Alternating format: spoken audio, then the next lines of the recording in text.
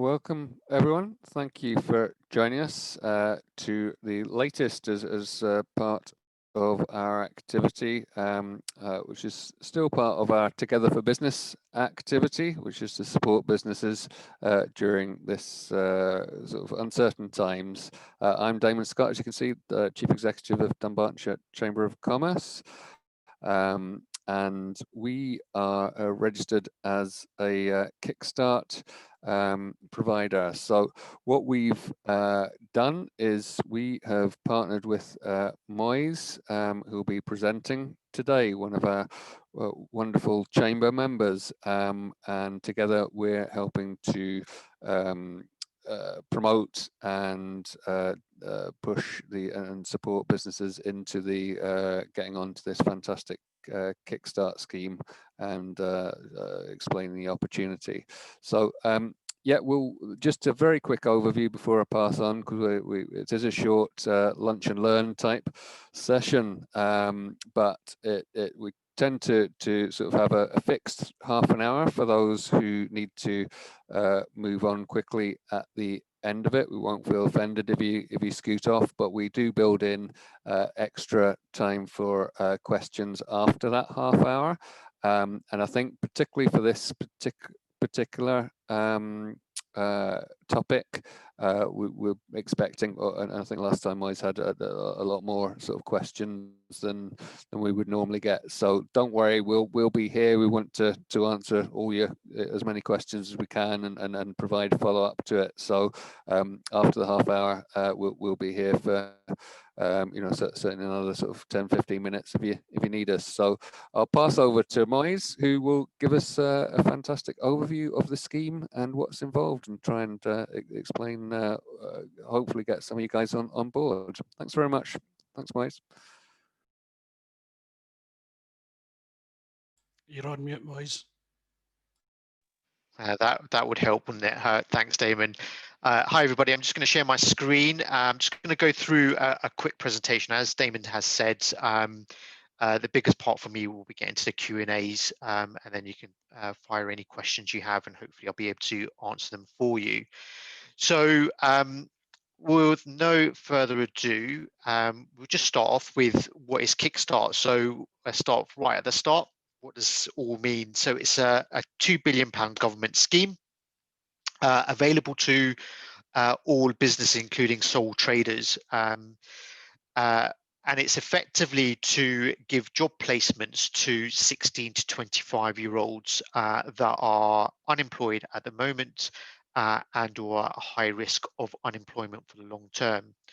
And what does it mean for you? So effectively, it's you getting an individual for 25 hours a week for 6 months, which pays for their wages, the national minimum wage, and also any pension contributions. So effectively, there's no cost to the business. So this will be an individual that can come into your business and help you out. So who can apply? So I think I've touched on that already. It's any organization, regardless of size, already including sole traders. So the placements have to be for new jobs.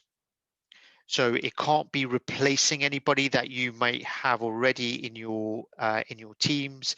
So for example, somebody on furlough, you can't be replacing an individual that's on a furlough scheme with a new person. So it cannot allow someone to lose their jobs. And as I've already mentioned, it's 25 hours, 6 months. National minimum wage is what's covered. Funding. So what do we mean by funding? You will get £1,500 for each Kickstarter that you take on initially to start you off. And what that £1,500 is to be used for is, I suppose, anything to help that young person. So that could be buying them a uniform. It could be buying them the software packages that you use in your business, or CV interview preparations or anything like that. And or also skills development, and I'll come on to the skills development piece in a second, and what the government are looking for. So overall, the blue sky scenario for the government is for you to keep this person on long term, beyond the 6 months placement. So that's the blue sky scenario. We know that not all businesses will be capable of doing that because of obviously the funding disappears and whether it's sustainable. Hopefully the young person has brought in new business to you or has grown your business and therefore keeping them on. But if that doesn't happen, then there is a requirement within the scheme that you that they walk away from you with some skills, particularly soft skills. And that soft skills can be anything from communication skills to team working, right through to being able to run interview or to be able to interview themselves very really well. So it's to be able to walk away, to put something on their CV at the end of the 6 months and be able to use that for themselves. And some of that £1,500 can be used towards that skills development for that young person. So that is one of the criteria, and we'll come on to other criteria that the government has nearer the end. But a couple of myths I want to just get rid of that I've heard, and lots of people have talked to me about, saying that I can't use this scheme. So the first one is, do I need to take on 30 placements? Initially, the answer is no, you don't, very simply. So that's where intermediaries come into place, and that's where Damon's saying, so as Dunbartonshire is one of the intermediaries, would come into place, and they will club together businesses to come together. And when they get to the 30 number, they then apply on their behalf, on all the businesses' behalf, and go through the application. So if you want to recruit one person, 2 people, 5 people, then you can do that through an intermediary. If you were looking to recruit 30 or more, you can do that directly through to DWP. If not, then intermediary is where you need to go. The other part is, will I be allocated a young person? So will I be just given a young person and that's who I've got to have? The answer is again no. The plan is for every one application or every one job vacancy you have, you'll be able to interview at least 2 to 3 people. So you've got to treat this like you are employing somebody from scratch, from somebody brand new, because they want to give the young person the experience of going through the interview process. So it's not just given to them. So they have to perform well from that interview stage perspective. So there's an incentive for them to try harder at that point. So you are in full control of the people you get. If you've interviewed those 4 people and they're not suitable, you can reject those all, and you'll be given a fresh set of candidates to interview. So again, similar to how you would go through a normal interview process for anybody. Are you stuck with the individual is the other question. So you take this person on, will you be stuck with them forevermore or for the 6 months? Again, the answer is no. It follows just how you would from an employment perspective. So they would expect you that you just don't go, no, I'm getting rid of you now. I no longer want you because we don't work together. They will be expecting employers to spend time with the individual, to coach them, to develop them, to go through your standard processes that you have to try and keep that person on board. Each young person is allocated a work coach from the DWP, who will work with a young person primarily to make sure that they're getting everything they can from the work experience that from not work experience, but work experience that they can, and also they're getting developed. So that's what that work coach is there.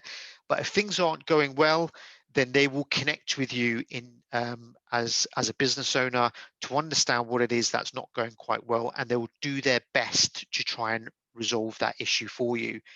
If ultimately that doesn't happen, then you can come to the agreement of we're gonna stop this placement effectively.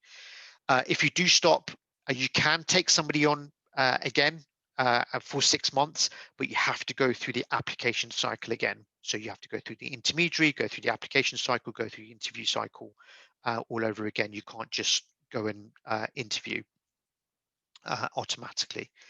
So that's the main myths. Couple of bits good to know, just so you are aware. So as I've sort of said, the £1,500 will be allocated at the start, and that allocation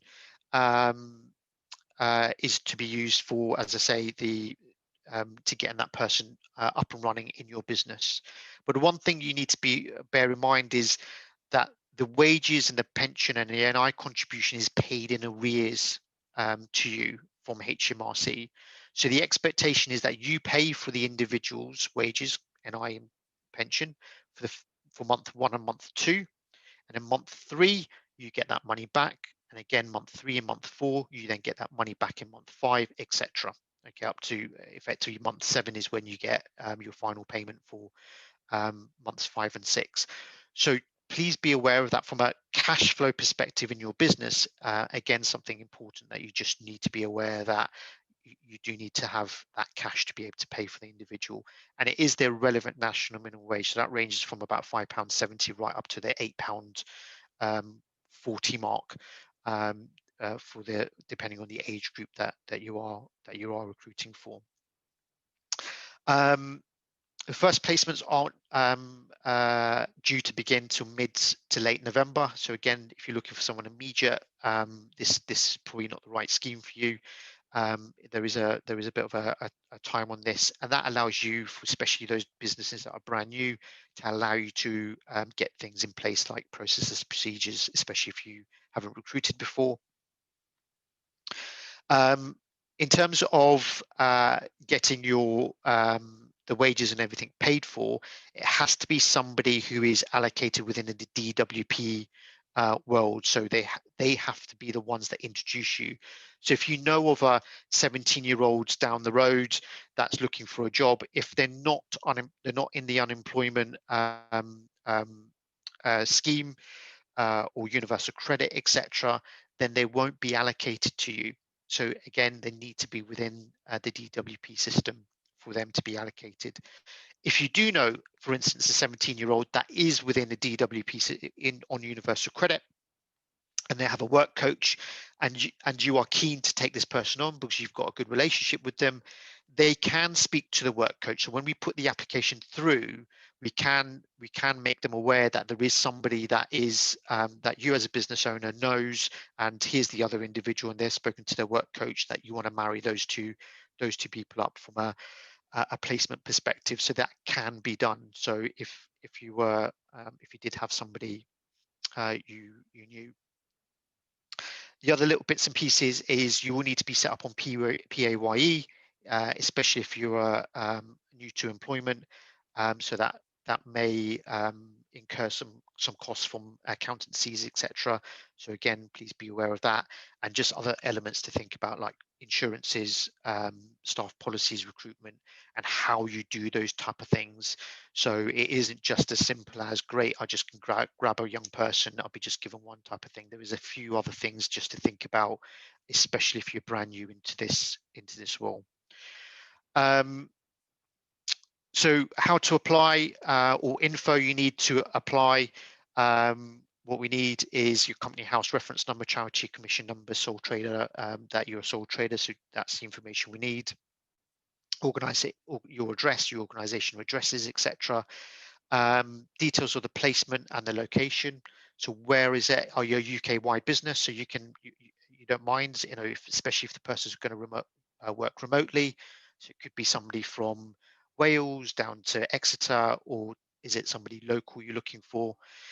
The other elements that you'll need to put in is what is the job spec. So having what the job is going to entail, what skills are you looking for. So they will try and marry up the appropriate person to you. So if you're looking for an administrator, they're not going to marry up someone who wants to go into engineering. They're going to try and marry up those people, so like for like skills. And also the last piece we'll need in there is how are you going to skills develop the individual. That will be the last element within the application. So they're the sort of key elements that you need to make sure you are ready for the application process. That effectively is it. That's all I've got. I'm going to come out of this presentation. I will open into any Q&A if anybody's got any, and then we'll go from there, I suppose. That's Hopefully I've great. stopped sharing. Thanks, Moiz. Yeah, that was a really good overview. What I was just going to say was, I think you touched on it there, but it might be worth going into slightly more detail. Duncan had just asked about, for example, can you request, for example, an IT graduate, or does it need to be more general? So I think that's a really good question that would be good to share with everyone. Yeah. So if the graduate is unemployed and they are within the system, there is you can request it, and certainly you can. From my perspective, I would work with the DWP on your behalf to try and allocate that or find that person for you. However, they need to be in the system. So as long as they are there, then there is a good likelihood that you can you'll be able to find that appropriate person for you. It's not a guarantee. You're not the only one that's asking for an IT graduate. I've got a couple of other businesses that have asked the exact same question. So you may find that the pool is depleted quite quickly, especially the big ones that I've been asked for is IT, social media, administration. They're the three real massive ones that people have gone, that's what I could do with. Social media is again another massive area that people are asking for. So the answer is yes, but bear in mind that you may have to recruit from a UK-wide perspective rather than a locality perspective if you can get that person to working from home. So because that just opens up your pool of people. Okay, good. If I can see it, most people, I think I see everyone on the call. If anyone's got any other questions, just put your hand up physically. I can. John, I can see you there. If you want to go first, then across to Richard. That's fine. Just thinking about from the young person's side of the equation, then, Moiz, is if you come across someone you're encouraging to get involved with the scheme, how long will it take if they're not already in the DWP system to get on the system, or how long they've had to be in it to qualify? Is there any guidelines on that? 1 day. So okay. If you know somebody today that they're not in the system because they just haven't gone in, claimed universal credit, if they go and do that tomorrow, they're in the system. That's it. They'll be they'll be allocated a work coach. It's however long that takes within the DWP background in terms of etc. But we've been told as soon as they get on the system, that's them. They'll be allocated work coach and they can get allocated into the job market effectively. Okay, thank you. Okay, Richard, you had your hand up as well? Yes. Hi, Moiz. Hi, everyone. Just wanted to check if it's somebody. I mean, I work from home, and then I'm keen to take on one or two as well who will probably work from home as well. If we've got the equipment, how would we get it to them? And I suppose like daily contact, is it up to us to sort of do the daily contact mentoring, or do we do it by the work coach? I mean, how does that work? Okay, so in terms of physical equipment, so if it's like laptops and those type of things you have at your home address type of thing or your business address, then yeah, you probably need to think about how do you courier that across to that young individual. If it's like software packages that are more IT based, then it will be just using Microsoft, for instance, will be allocate them through the sort of background work that you would have within Microsoft to allocate them as a work person. In terms of the coaching, mentoring, that is down to you as an individual how you do that, and I suppose how you would construct that daily contact. So again, it sort of leads to how old those young individuals are, because they may not have work experience before, they may not have ever worked before, for instance, and you might have the older end that have actually maybe had a job, etc. So they know a little bit about what to expect. So there will be for those for those businesses that haven't recruited or haven't had staff before, there is that thinking process you need to have, is to go, how am I going to do this practically? So firstly, thinking about how are you going to onboard that individual. So physically take them, what's their first day one look like, first day.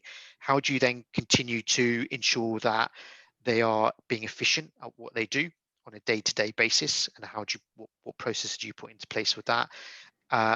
And as time goes on, and that individual eases into your business and knows how you work and how you operate, that will then become easier for you. So instead of becoming daily contact, it may become weekly contact. And hopefully, as time goes on, it becomes a little bit less than that. I can certainly give you one-on-one support on giving you that sort of understanding if you wish. I mean, I've done that hundreds of times in terms of recruiting people into a business and into a team, etc. So I can give you that rounded piece to think about, and some other things to work on, because policy and procedures need to come into place as well. So what are your social media policies? What are your policies on health and safety? What are those type of things? So it isn't as just as great, I can have someone in, sit them down, and here's your laptop and off you go. There are, with having a human being, if everyone was robots, that'd be nice and easy. But having a human being gives you some slight different dynamics in terms of how you would sort of work with that individual. But we can work on that if you have specific needs. But there are considerations, and you can do that yourself. Okay, right. Thanks for that. Okay, no, that's really good questions here, and I guess what we can do is, I've put in the chat, if you want to get in touch with us after this, if you need any more in-depth information or a chat. I think Moiz has we can set up I think you've got some spaces in your calendar. Have you got any left now? So if I give you my calendar, I haven't got anything until 20th of October, but right, okay. I have blocked out certain times that I don't get. So okay. I've got stuff this week. So if you did want to grab some time, I will get you into a slot. That's not a problem. Brilliant. Or quick phone call or whatever. So just be aware of that. And also in terms of some of the additional support, so that 1,500 can be used to use some expert support as well, helping you kind of work through the process, onboard the individuals, as well as sort of actually as much as you like. That 1,500 could be spent, as much or as little of it can be spent on the support side of things that you can get through our Kickstart packages as well. So that's really for the business to have a little look at in terms of what's going to work best for them, whether it's a bit of hand holding or whether it's sort of full on involvement in terms of the support that an individual needs on that front. So just be aware of that and get in touch. So a lot of people have got their videos off. So if there's anyone who's got their video off that I can't see that needs to ask a question. There's a question from Paul. I've got a couple of questions, if that's all right, Damon, just quickly. Yes, go for it. So I work for Ascensos, and we have planned recruitment over the months that this is open. So whilst these are new jobs, they are jobs that we already know will be there. Do those count towards this? Can we use those roles to fill some of these roles, or because it's planned, is that not an option for us? No, you can. So if obviously you've got genuine vacancies, so you can convert that into Kickstart if you wanted to. Okay, good. And then another quick question, if you don't mind, with regards to the training, it says they can't do extensive training. What constitutes extensive training? Is there a time frame in that, or is it a bit sort of more grey than that? It is a little bit more grey than that. What they're trying to do is is to get that individual to get into work as quickly as possible. Yeah. So if I was to take oil and gas as an example, to work in oil and gas, there is extensive training that you need to put into place to be able to go and do that, especially if you're going out to the fields, etc. So that is untenable in terms of that application wouldn't get through. If it's if they've got to go and do a week-long, 2-week course, then again, you're probably pushing the boundaries on that type of thing. Okay. So I would probably say, let's have a chat, and I can put that. If there's a direct question you've got that actually here's my scenario, Yep. I can put that directly to DWP and get that question answered for you if you wanted. That sounds good. And finally, what is in terms of the sort of CV writing, interview training, those skills that we need to ensure that people are equipped with, do we need to provide proof of that happening, or do we have to allocate time separate to the 25 hours a week for that, or does that come sort of all wrapped in? So it comes through over the 6 months effectively. So they're not expecting you to have 2 hours a week allocated. The work coach will be monitoring with that individual to go, what skills are you learning? And if it's not coming through, then they will be in contact to go, look, this young individual is not getting what they need from a skills perspective, and that's when you can adjust what you do. And you might have something in the pipeline that might say, well, actually in 2 months' time we'll do this, because in terms of especially the soft skills, that's more of maybe a day's work for team building, but you might do that over 2 or 3 weeks effectively. So as long as they are able to, as long as a young person is able to articulate back, especially to the work coach, to go, yeah, this is what I've learned, this is what I'm doing, then that should be sufficient. Okay, that's really helpful. Thank you very much, Moiz. Paul, Great. I think you had your hand up as well. Yep. Okay. Myself, yeah, Paul Fagan from West College, Scotland. I was just wondering if it was the Chamber's intention to act as a gateway and get to the threshold of 30 Kickstart placements. Yeah. Well, and if so, whether there was a local process before the sort of DWP process, like a sort of a local deadline that you would need to put in place to make the submission, and also whether you would obviously need the resource to support that, acting as the gateway, and whether that was the £1,500 to do that.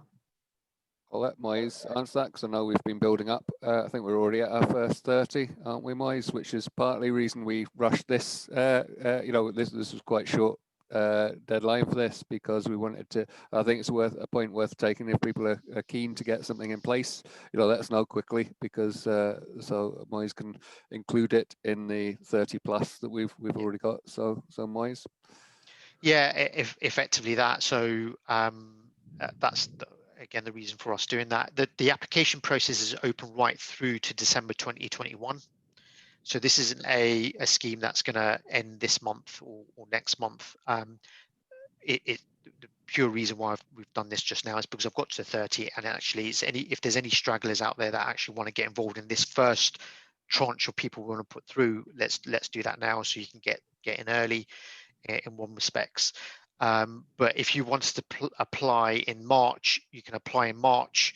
Again, it will just mean have we got up to that 30 for us to then apply? At what point will we be able to apply?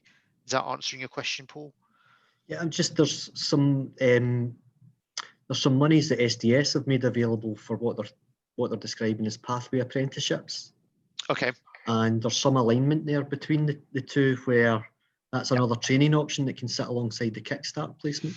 So we'd probably like to share that with you and see if your placements were in the areas that the pathway apprenticeships are going to be in, because it would be another training opportunity. Yeah, let's connect. Yeah, absolutely. We can connect and see how we can work together on that one. Absolutely. In terms of how the apprenticeships can fit into the Kickstart, so if you wanted to do that, because it's a 6 months placement, there's if you're going to keep that individual on long term, apprenticeships will be fantastic for that individual, because actually that gives them that qualification and really builds their skills going forward. So I would definitely advocate that is taken up, especially the apprenticeships part of it. The reason why they've uncoupled the apprenticeship stuff with Kickstart at the moment is because not many apprenticeships lasts for, you can do within 6 months. I know there's a couple, but not all of them you can. Some of them are much longer than that. And therefore they didn't want to confuse the matter to go, no, this is an apprenticeship scheme, etc. Because what they all want to do is, yeah, you put someone through an apprenticeship scheme, in 6 months time you go, no, we're finishing up because I can't afford to keep you. Then everyone's wasted their time effectively. So that's why they've uncoupled it. But if you're looking long term, absolutely you can use it. I think there's some shorter term opportunities there, but I can maybe share that with yourself and have that chat. Thanks, Paul. Yeah, be good. Another valuable question, and also a kind of whole different area that we are keen to promote to businesses as well, because you tend to find it more sustainable if we're sort of moving towards apprenticeships as well for the area. What I must mention as well is that there's a variety of businesses here, so obviously some will maybe have we've got a Census here, sort of call center, so you may have several, Caitlin, sort of in terms of the putting into the pot, whilst others may just have the one. But the reason we've sort of pooled together is really to make sure we can get those 30 on a basis, and put forward that pot that's required for the funding. The other thing I wanted to say is that, again, the bigger companies will have a lot of this in place in terms of the processes, but I should probably plug the chambership at this point, because we have members will know that we have a load of policies and documents that are available, as well as HR support and helplines that you get as part of chamber membership. We haven't quite sort of, again, it's another thing we're trying to sort of dovetail in, but it could be a really valuable part of this process to know for smaller businesses that maybe don't have this in place, to have that ready-made resource in place so that they can draw down on that immediately and not have to think about spending their 1,500 on an employment agency or whatever, so HR consultant sort of thing. So that's something else we'll try and sort of communicate about and dovetail in, but I just thought for those of you who are here, that's worth mentioning, should you want to sort of consider accessing that. Okay, so have we got any more questions at all? Anyone who's not got their video on want to jump in at all before we do a quick roundup? No, I think that's us. So I think not bad. I think we covered a lot of the points there. And I don't know if there's anything you want to round up and say, Moiz, before we finish up. No, not really. I think it's all there. What I'd say is, if you're unsure or you've got a question that is maybe specific to your sector or your business, then reach out. And if I don't have the answer direct, I know people that we can go and get the answer for. So please do connect if you want to know more. Brilliant. And just I've put the Kickstart, the Chamber Kickstart email into the chat there.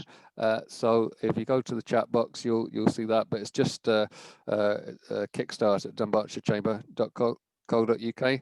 And if there's any queries or questions that you have, just ping them to that, and we'll make sure that's shared and responded to. Yeah, it just brings us to the end of this session, and actually quite not bad for a lunch and learn, 5 minutes past sort of thing. So thank you all for joining us. Please do get involved. Let us know if you can take advantage of this fantastic opportunity, and we're delighted to what you mentioned, Paul, about maybe dovetailing with other activities and support that we can get makes a huge amount of sense as well. So thanks again. We'll just one final thing. We'll be putting this, I think in the chat said, we'll be putting on YouTube, and Moiz was going to try and get the presentation as a PDF maybe to upload so that people could, I could maybe send that out, a link out after this session as well. Yep. Okay, guys, thanks very much for coming. Cheers. Thank you.